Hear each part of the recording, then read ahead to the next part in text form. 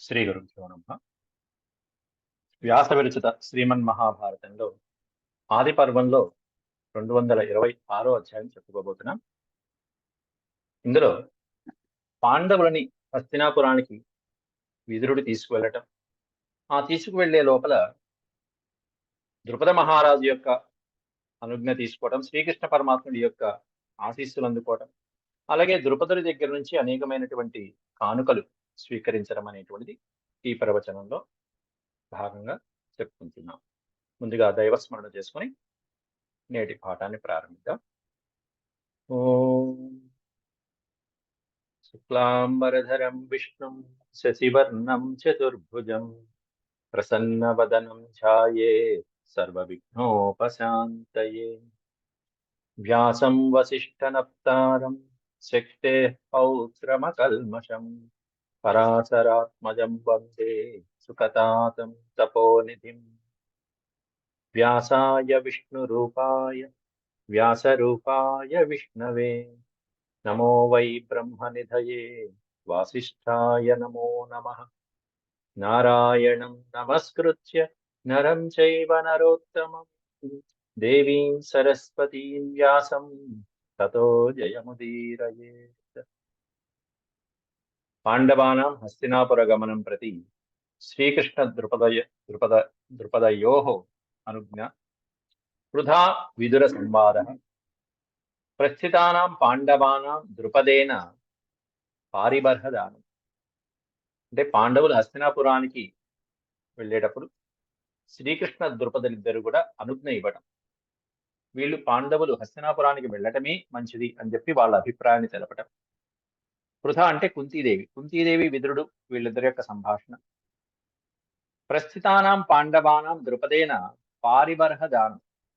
బయలుదేరినటువంటి పాండవులకి కానుకలుగా, కట్న కానుకలుగా ఇవ్వవలసినటువంటివి ద్రుపదుడు ఇవ్వటం అనేటువంటిది.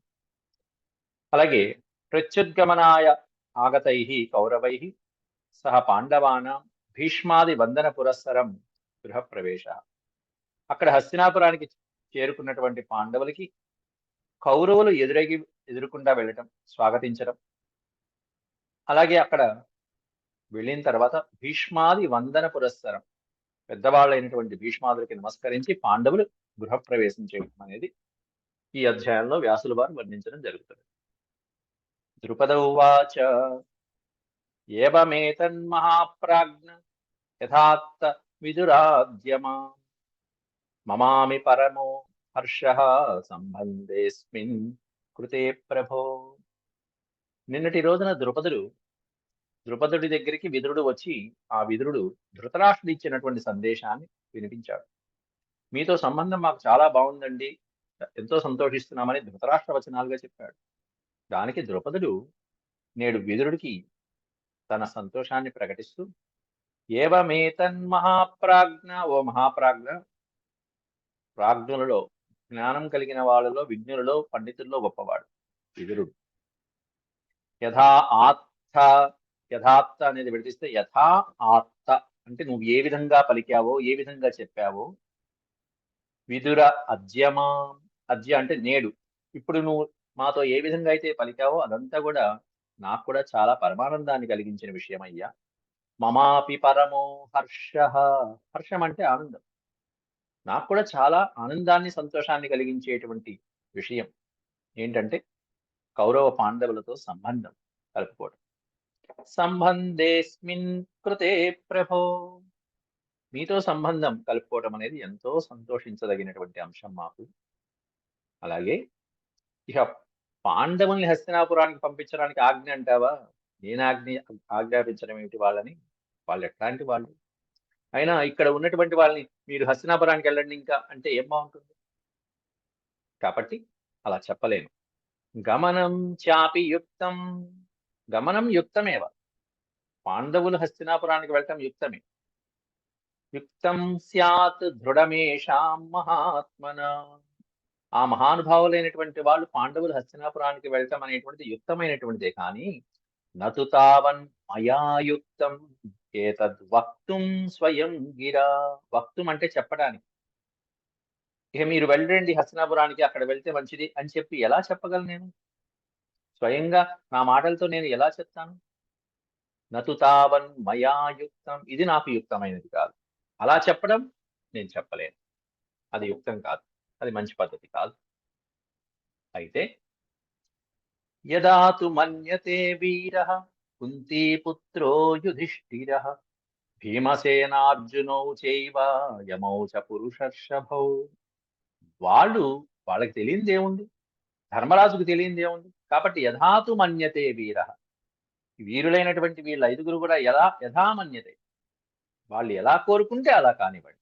వాళ్ళు ఉంటామంటే ఇక్కడ ఉండనివ్వండి, లేదా వాళ్ళు వెళ్తా అంటే దానికి తగ్గట్టుగా సరే అంటాను నేను, అంతే. అంతేగాని వాళ్ళు మీరు వెళ్ళండి అని నేను చెప్పకూడదు. వాళ్ళు వెళ్తామంటే అలాగే అని. అంతకంటే ముఖ్యమైనటువంటి పెద్దవాళ్ళు ఇక్కడ ఉన్నారు, అసలైనటువంటి వాళ్ళు. ఎవరు? రామకృష్ణౌ చ ధర్మజ్ఞౌ తదా గచ్చంతు పాండవా. బలరామకృష్ణులు ఇద్దరు కూడా వేంచేసి ఉన్నారు ఇక్కడ. వాళ్ళిద్దరు కూడా ధర్మజ్ఞులైనటువంటి వాళ్ళు. వాళ్ళ ఆజ్ఞ తీసుకుని వాళ్ళు వెళ్ళమంటే అప్పుడు పాండవాహ గచ్చంతు, అప్పుడు పాండవులు వెళ్దురుగాక. అంతే. వాళ్ళు వెళ్ళమంటే వెళ్తాం. ఎందుకంటే వాళ్ళకి సర్వము తెలుసు. ఏతౌ హి పురుష వ్యాఘ్రౌ ఏషాం ప్రియహితే రతౌ అన్నారు అక్కడ. ఈ పురుష వ్యాఘ్రములు ఇద్దరు కూడా, బలరామకృష్ణులు ఇద్దరు కూడా ప్రియహితే రతౌ, పాండవుల యొక్క హితాన్ని, పాండవుల యొక్క ప్రియాన్ని కాంక్షించేటువంటి వాళ్ళు.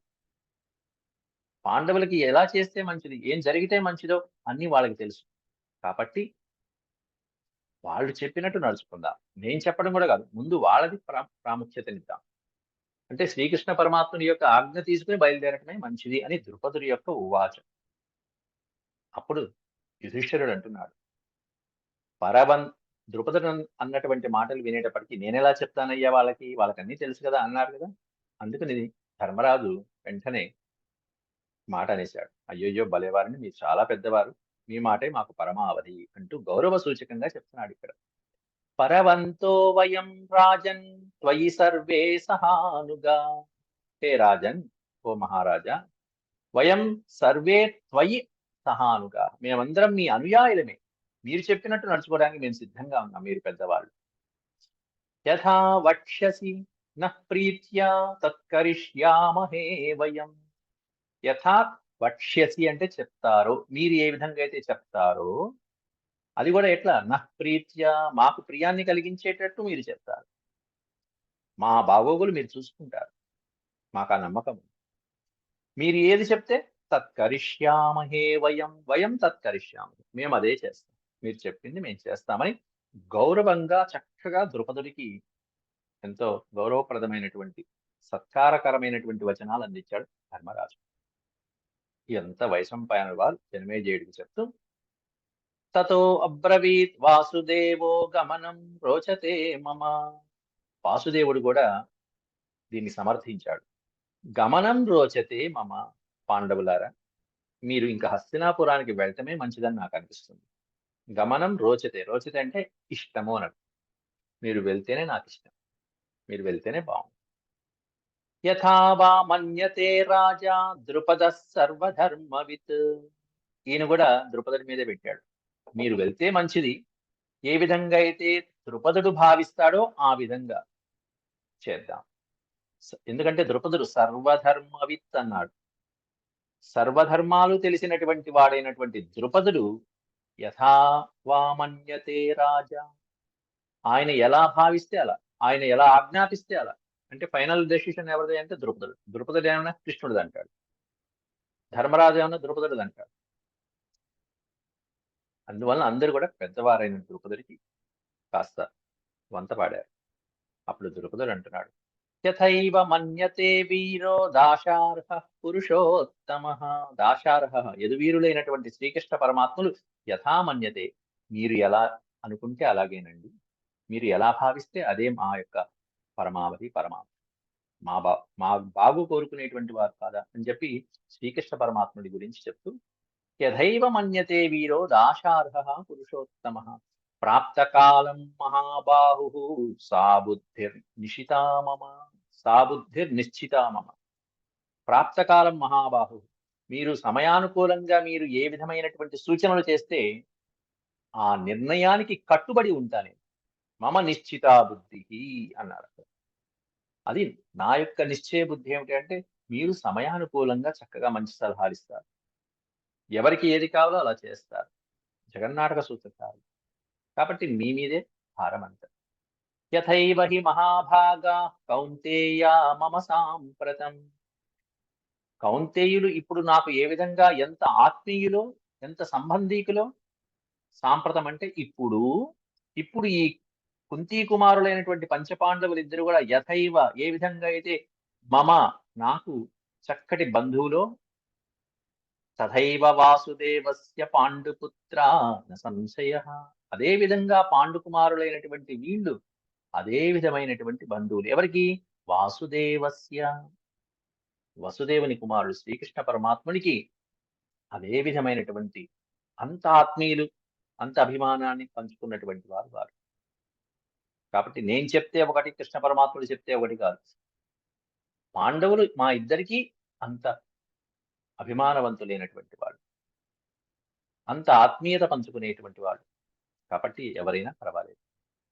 న తధ్యాయతి కౌంతేయ పాండుపుత్రో యుధిష్ఠిరః యథైషాం పురుష వ్యాఘ్రః శ్రేయోధ్యాయతి కేశవః. న తధ్యాయతి కౌంతేయ పాండుపుత్రో యుధిష్ఠిరః. కాబట్టి పాండుపుత్రుడైనటువంటి యుధిష్ఠిరుడు కూడా ఏది భావిస్తే అది శ్రేయోదాయకం. తధ్యాయతి శ్రేయోధ్యాయతి కేశవః. ధర్మరాజు ఏదనుకుంటే అక్కడ కృష్ణుడు కూడా అదే చెప్తాడు. కృష్ణుడు చెప్పిందే చేద్దామని చెప్పేసి నిర్ణయించుకున్నారు వాళ్ళు. ఇంతలో అక్కడ కుంతీదేవి అక్కడ స్త్రీలు ఉండేటువంటి ఏకాంత నివాస ప్రదేశం ఏదైతే ఉంటుందో ఆ గృహంలోకి విదురుడు వెళ్లి ఆవిడకి సాష్టాంగ నమస్కారం చేస్తున్నాడు, వదిన గారికి. పృథాయాస్తు తతో వేష్మ ప్రవివేశ మహామతి. మహామతి అంటే బుద్ధిమంతుడైనటువంటి విదురుడు వేష్మ ప్రవివేశ. వేష్మ అంటే గృహము, అంతఃపుర ప్రవేశం ఏదైతే ఉంటుందో, స్త్రీలు అక్కడ కూర్చునేటువంటి రాజమందిరం ఏదైతే ఉంటుందో, పెద్దవారు కూర్చునేటువంటి అంతఃపురం ఏదైతే ఉంటుందో ఆ గృహంలోకి, అంటే స్త్రీలు కూర్చుని ఆసీనులయ్యేటువంటి ప్రదేశము సభలో కూడా వేరుగా ఉండేవి. పైన కూర్చోవటమో లేకపోతే వారికి విడిగాను ఆసనాలు. అట్లాంటి కుంతీదేవి అక్కడ కూర్చుని ఉన్నటువంటి ఒక ప్రదేశం ఏదైతే ఉందో ఆ గృహంలో ప్రవేశించాడు బుద్ధిమంతుడైనటువంటి విదురుడు. వెళ్ళటంతోనే పాదౌ స్పృష్ట్వా పృథాయాస్తు శిరసా చ మహీం గతః. ఆవిడ పాదాల మీద తన శిరసు వంచి భూమికి అలా తాకించి పాదాలు పట్టుకుని నమస్కారం చేశాడు. పాదౌ స్పృష్ట్వా పృథాయాస్తు. పృథ అంటే కుంతీదేవి యొక్క పాదాలను పట్టుకుని ఆ పాదాలకి తన యొక్క శిరస్సుని ఆనించి మరి నమస్కారం చేశాడు. నేల మీద పడుకుని సాష్టాంగ నమస్కారం చేశాడు. ఒక్కసారి పులకించిపోయింది ఆ తల్లి, వదిన గారు. దృష్ట్వాతు దేవరం కుంతి. దేవరం అంటే మరిది గారు. ఎందుకంటే పాండురాజు ధృతరాష్ట్రుడు గాని, పాండురాజు గాని, విదురుడు గాని వీళ్ళందరూ కూడా వ్యాసుని కుమారులే. అక్కడ చిత్రరథుడు గాని, విచిత్ర వీరుడు చనిపోయిన తర్వాత వ్యాసుడి యొక్క శక్తితో అంబికకి, అంబాలికి పుట్టినటువంటి వారు. విదురుడు ఏమన్నా దాసికి పుట్టినటువంటి వారు. కాబట్టి ఇక్కడ ఆ వరుస ఎట్లాంటిదంటే దేవరం అని చెప్పారు ఇక్కడ మరిది. దృష్ట్వాతు దేవరం కుంతి. మరిది అయినటువంటి విదురుణ్ణి చూసి కుంతి సుశోచ ముహుర్ముహు. మాటి మాటికి ఎంతో కుమిలి ఏడ్చి బాధపడింది. అందరూ కలిసి చక్కగా హాయిగా ఆనందంగా ఉండేటువంటి ఆ అంతఃపురంలో పాండురాజు కళకళలాడుతూ ఓ పక్కన ధృతరాష్ట్రుడు, ఓ పక్కన విదురుడు అద్భుతంగా ఉండేటువంటి రోజులు ఒక్కసారి తలుచుకుంది ఆ తల్లి. కుంత్యువాచ వైచిత్ర వీర్య అని సంబోధించింది. ఏమని సంబోధించిందంటే వైచిత్ర వీర్యతే పుత్రాః కథం చిజ్జీవితాత్వయ. విచిత్ర వీర్యుని కుమారుడు అని చెప్పి సంబోధించింది ఇక్కడ. విచిత్ర వీర్యుడి తర్వాత ఆ విచిత్ర వీర్యుని యొక్క భార్యలకు పుట్టినటువంటి వాడు, ఆ దాసికి పుట్టినటువంటి వాడు. కాబట్టి ఇక్కడ ఆవిడ్ని దాసి కుమారుడు అని ఎవరు పిలవరు. ఎవరు పిలుస్తారంటే ఒక్క ధృతరాష్ట్రుడు గాని, కౌరవులు గాని పిలిచారు విదురుణ్ణి ఆత్మ. కానీ వీళ్ళందరూ ఎంత గౌరవించారో చూడండి, పాండవులు గాని, కుంతీదేవి గాని. వైచిత్ర వీర్య విచిత్ర వీర్య కుమార అంటూ సంబోధించింది. విచిత్ర వీర్య కుమారుణ్ణి వైచిత్ర వీర్య అని సంబోధిస్తాం విదురుడిని. వైచిత్ర వీర్య తే పుత్రాహ. ఇక్కడ ఉన్నటువంటి పంచపాండవులు ఎవరనుకుంటున్నావు? నీ కుమారులే, అన్యథా కాదు, వేరెవరో కాదు. తే పుత్రాహ కథం చిజ్జీవితాస్త్వయా. నీవు లేకపోతే వాళ్ళకి జీవితం ఎక్కడయ్యా విదురా అని చెప్పింది అక్కడ. నిజమే కదా, విదురుడు లేకపోతే నిజంగా వాళ్ళ ఆ సాక్షాగ్రహం నుంచి బయటపడేవాళ్ళ. కాబట్టి వీళ్ళు నీ కుమారులేనయ్యా, నువ్వు పెట్టినటువంటి ప్రాణభిక్షే వాళ్ళది. త్వత్ప్రసాదాజ్జతుగృహే మృతాః ప్రత్యాగతాస్తథా.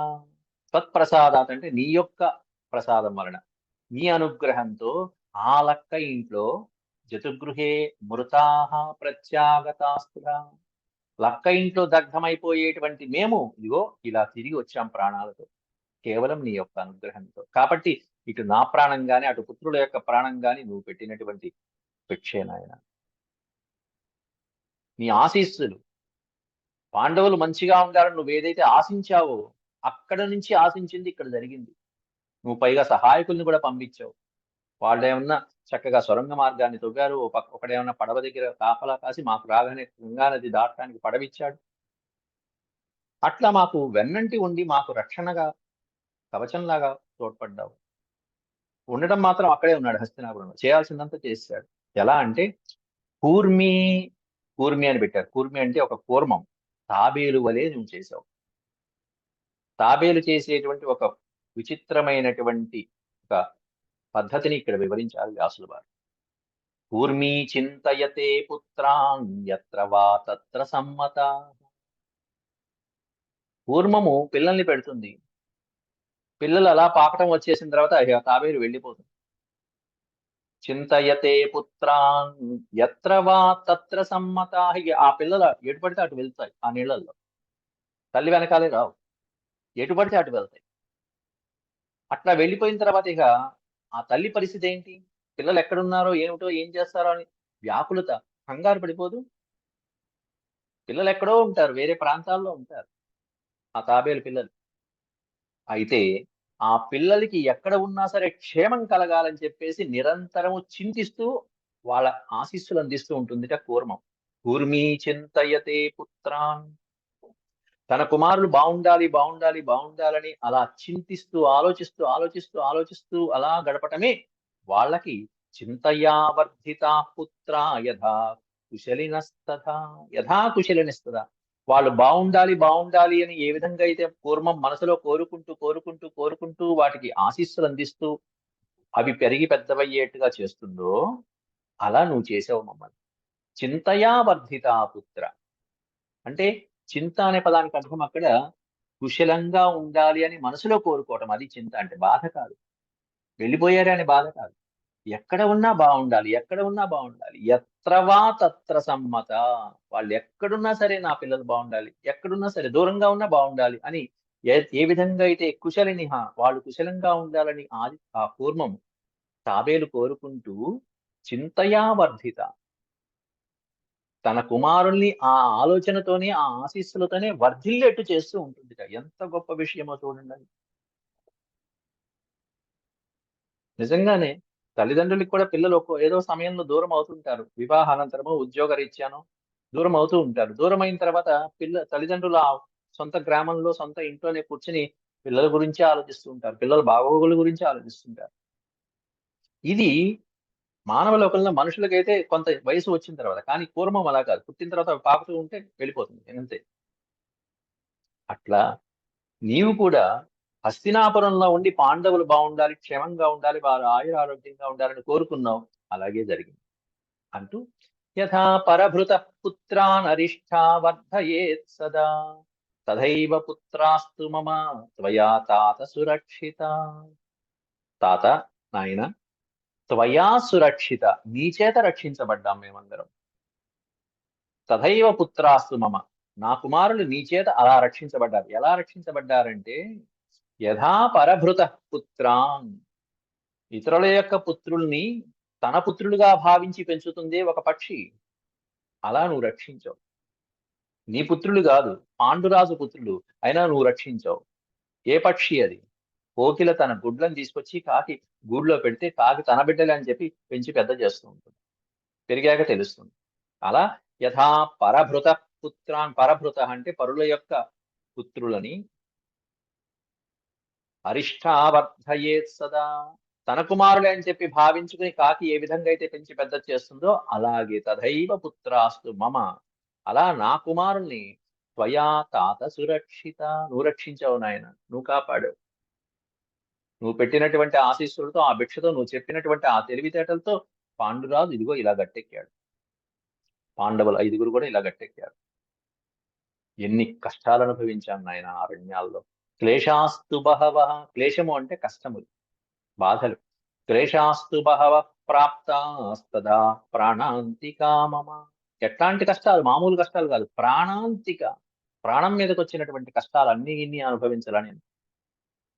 అతః పరం న జానామి కర్తవ్యం జ్ఞాతుమర్హసి, ఇంతకంటే ఏం చెయ్యాలి, కర్తవ్యం అంటే చెయ్యదగినటువంటిది ఏది అనేది నజానామి, నాకు తెలియట్లేదు, ఇంతకు మించి నాకేం తెలియట్లేదు.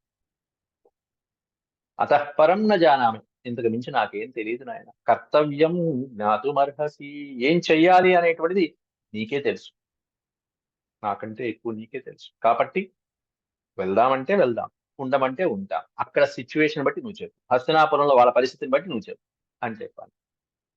అనగానే విదురుడు అంటున్నాడు, న వినశ్యతి లోకేషు తవ పుత్రా మహాబల. ఆ తల్లికి, వదిన గారికి ఎంత మొట్టమొదటి మాటలోనే ఎంత ధైర్యం చెప్పాడు చూడండి.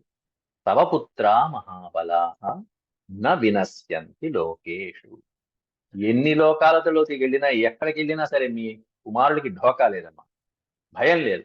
న వినశ్యంతి తవ పుత్రాహ, నీ కుమారుడికి అపజయం లేదు, వాళ్ళకి వినాశనం ఉండదు. ఈ లాక్షాగృహమే ఉంది, చిన్నది, చాలా చిన్నది, ఎన్ని ఆపదలు వచ్చినా నీ కుమారుడికి ఏమీ కాదు, నిర్భయంగా ఉంది అని చెప్పన్నట్టుగా మొట్టమొదటి వాక్యంలోనే తల్లికి ధైర్యం చెప్పాడు మరిది గారు. అచిరేణైవ కాలేన, పైగా అచిరేణైవ, చిరము అంటే చాలా కాలం, అచిరేణైవ కాలేన త్వరలోనే, స్వరాజ్యస్థా భవంతి తే, వాళ్ళు వాళ్ళ వాళ్ళ రాజ్యాల్ని పరిపాలించేటువంటి, స్వరాజ్యాన్ని స్థాపించి మహారాజులు, సామ్రాజ్యాన్ని స్థాపించిన మహారాజులుగా కాబోతున్నారు అని చెప్పేశాడు శుభవార్త. అచిరేణేవ కాలం, త్వరలోనే వాళ్ళు వాళ్ళ వాళ్ళ రాజ్యాన్ని స్థాపించుకుని రాజులు అవబోతున్నారు. ఎట్లా, బాంధవై సహితా సర్వే నశోకం కురు మాధవి, బాంధవై సహిత సర్వే బాంధవై, వాళ్ళ యొక్క బంధు మిత్ర సపరివార సమేతంగా పాండవులు వాళ్ళు చక్కగా సువిశాలమైనటువంటి సామ్రాజ్యాన్ని విస్తరించబోతున్నారు.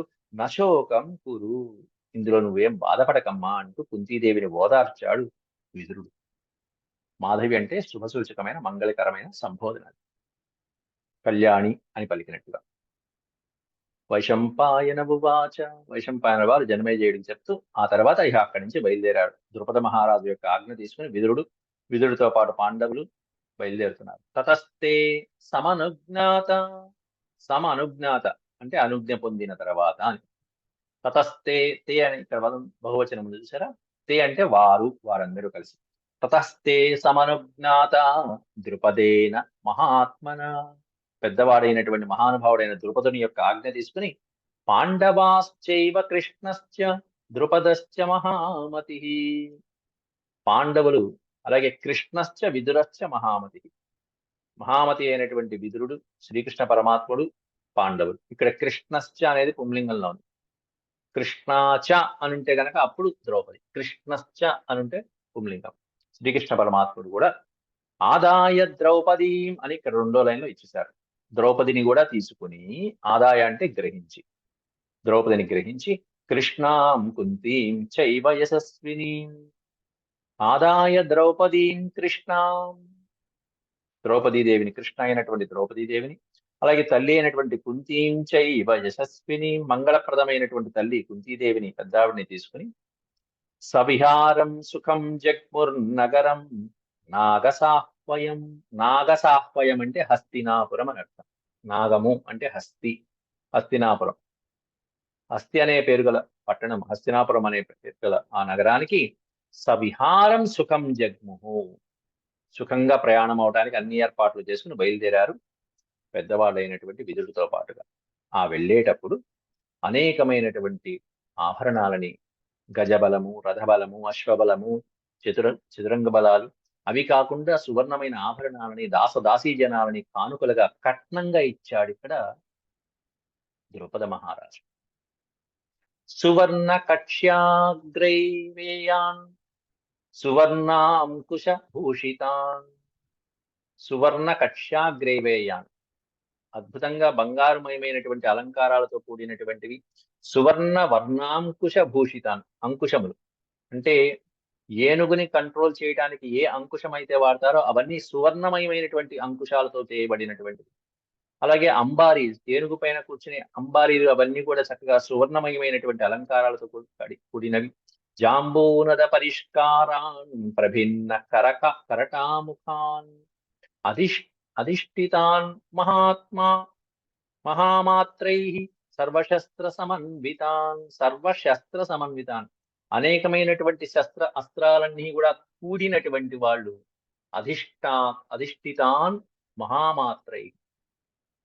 అధిష్ఠితాన్ అంటే అక్కడ ఎన్నో గజాలు ఉన్నాయి, ఎన్నో వేల వేల గజాలని దానంగా ఇస్తున్నాడు. ఆ గజాలన్నీ ఎలా ఉన్నాయంటే కుంభస్థలం మీద, పైన ఏనుగు పైన అంబారి, ఆ వీరుడు కూర్చోవడానికి చక్కగా వేసినటువంటి తివాచీలు కానీ, లేకపోతే మండపం కానీ, ఏనుగు పైన మండపం ఉంటుంది కట్టి దానికి చక్కగా దాంట్లో కూర్చుంటారు. అవన్నీ కూడా బంగారుమయమైనటువంటి అలంకారాలతో కూడుకుని, మావటివాడు కూడా సుశిక్షితుడైనటువంటి వాడు, అన్ని తెలిసినటువంటి వాడు, అన్ని అస్త్రశస్త్రాలు తెలిసినటువంటి వాడు అక్కడ మావటి వాళ్ళుగా ఉన్నారు. అట్లాంటి గజ సముదాయాన్ని, కొన్ని వేల సముదాయాన్ని ఇచ్చాట కానుకగా. ఎన్నిచ్చాట? సహస్రం ప్రదదౌ రాజా గజానాం వరవర్మిణ. అట్లా సహస్రం అంటే 1000. అట్లా తయారై సిద్ధంగా ఉన్నటువంటి ఏనుగుల్ని, మంచి మదజలం స్రవిస్తున్నటువంటి ఏనుగులు, కరటాముఖాన్ అన్నాడు. మదించినటువంటి పొగరెక్కినటువంటి ఏనుగులు, అట్లాంటి ఏనుగుల్ని సహస్రం, వేల కొలది ఆవుల్ని, వేల కొలది గజాలని మహారాజైన ద్రుపదుడు గజానాం వరవర్మిణ, అద్భుతమైనటువంటి యవ్వనంలో ఉన్నటువంటి ఏనుగుల్ని కానుకగా ఇచ్చాడు. గజబలం అంటారు దాన్ని. అందరూ కూడా ఆ ఏనుగులు కూడా ఎట్లాంటివంటే యుద్ధంలో సుశిక్షితులైనటువంటి ఏనుగులు. యుద్ధంలో ఎట్లాంటి శత్రువునైనా సరే సంహరించగలిగినటువంటి నైపుణ్యాన్ని వాటికి ప్రాక్టీస్ చేయిస్తారు అట్లాంటి. అలాగే రథములు, ఎట్లాంటి రథాలు? రథానాం చ సహస్రం వై, వేలాది రథాలు, సహస్రం 1000. ఎట్లాంటివి? సువర్ణ మణి చిత్రితం, బంగారు మణి చిత్రాలతో నిర్మించబడినటువంటి రథాలు. చతుర్యుజాం భానుమచ్చ పంచానాం ప్రదదౌ తదౌ, 5గురికి కూడా చక్కగా 4 గుర్రాలతో చక్కటి రథాలని, 1000 రథాలని, సువర్ణమణిమైనటువంటి అలంకారాలతో తీర్చిదిద్దబడినటువంటి రథాలని కానుకలుగా ఇచ్చాట. సువర్ణ పరిబర్హాణాం వరచామరమాలినాం జాత్యస్వానాం చ 50 సహస్రం ప్రదదౌ నృపః. 50 సహస్రం అన్నాడు. సహస్రం అంటే 1000, 50 సహస్రం అంటే ఒక్కొక్కరికి 50,000 గుర్రాలని పాండవులకి కానుకగా ఇచ్చాట. 50,000 గుర్రాలు, జాతి గుర్రాలు. జాత్యశ్వానం అంటే మంచి మేలుజాతి అయినటువంటి అశ్వములను, గుర్రాలను కానుకగా ఇచ్చాడు. గజబలము, రథబలము, అశ్వబలము, అలాగే కాల్బలం, దాసదాసీ జనులు. దాసీనాం అయుతం, అయుతం అంటే 10,000 దాసీ జనాన్ని. దాసీనామయుతం రాజా ప్రదదౌ వరభూషణం. వరభూషణం, వరుడు అంటే పెళ్లి కొడుకు. అమ్మాయిని పెళ్లి చేసుకున్నందుకు అల్లుడి గారికి భూషణంగా ప్రదదౌ కానుకగా ఇచ్చాట. 10,000 మంది దాసీ జనాన్ని ఇచ్చాట. తతసహస్రం దాసానాం, అలాగే దాస దాసి. దాసుడు అంటే పుంలింగం, దాసి అంటే స్త్రీలింగం, అంతే తేడా. తతసహస్రం దాసినం, 1000 దాస జనాన్ని. ఎట్లాంటి వాళ్ళని? ప్రదదౌ వరధన్వన, వరధన్వన అనేకమైనటువంటి విద్యలన్నీ తెలిసినటువంటి వాళ్ళు, యుద్ధ విద్యలు కూడా తెలిసినటువంటి వాళ్ళు, సేవని ఎలా చేయాలో తెలిసినటువంటి వాళ్ళు. అలాంటి దాసజనాన్ని సహస్రం, 1000 జనాన్ని ఇచ్చారు. అంతేకాకుండా హైమాని శయ్యాసన భాజనాని ద్రవ్యాని చాన్యాని చ గోధరాని పృథక్ పృథక్వైవ దధౌ సకోటిం పాంచాల రాజ పరమ ప్రహృష్ట. పరమ సంతోషం, అంతా ఇంత సంతోషం కాదు. పరమ ప్రీతి చెందినటువంటి ఆ పాంచాల రాజు అయినటువంటి ద్రుపదుడు హైమాని శయ్య, బంగారుమయమైనటువంటి శయ్యలు అంటే పాన్పులు, పడకలు, పడుకోవడానికి ఉపయోగించేటువంటి పాన్పులని బంగారుమయమైనటువంటివి, ఆస ఆసన భాజనాన్ని, ఆసనాలని కూడా ఇచ్చాట. ద్రవ్యాలు, ద్రవ్యాని చ అన్యాని, అనేక రకరకాలైనటువంటి ద్రవ్యాలని ఇచ్చాడు. గోధనం కూడా ఇచ్చాడు, అంటే గోదానం. వేలాది కోట్లాది గోవుల్ని దానం చేశాడు. పృథక్ పృథక్వైవ దదౌ సకోటిం, ఎంత గోధనం ఇచ్చాట, అదిగో కోటి, 1,000,000 ఆవుల్ని దానం చేశాట. కన్యాదానం చేసి ఇక్కడ వరుడికి సమర్పించుకుంటున్నటువంటి వాటిలో గోధనం ఎంత ఇచ్చాడంటే 1,000,000 ఆవుల్ని దానం చేసేట. అంతకంటే ఇంకేం చెప్పాలి చూడండి. పరమానంద భరితుడైపోయాడు ద్రుపద మహారాజు. దానంగా 1,000,000 ఇచ్చాడంటే ఇంకెన్ని ఉన్నాయో కదా అక్కడ ఇంకా. అట్లా ఆ తర్వాత పాండవులు వీటినన్నింటినీ చాలా సంపూర్ణంగా సంతుష్టిగా గ్రహించి ఈ ధనంతో ఓ పక్కన, అలాగే కన్యాధనంతో ద్రౌపదితోనూ కలిసి హస్తినాపురానికి చేరుకునేటువంటి అంశం తర్వాత ఇంకొక 20 శ్లోకాలు ఉన్నది.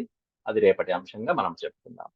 ఓం శాంతి శాంతి శాంతి. యదక్షరపద భ్రష్టం మాత్రాహీనం చ యద్భవేత్ తత్సర్వం క్షమ్యతాం దేవ నారాయణ నమోస్తుతే. సర్వం శ్రీకృష్ణార్పణమస్తు. ఓం నమో భగవతే వాసుదేవాయ.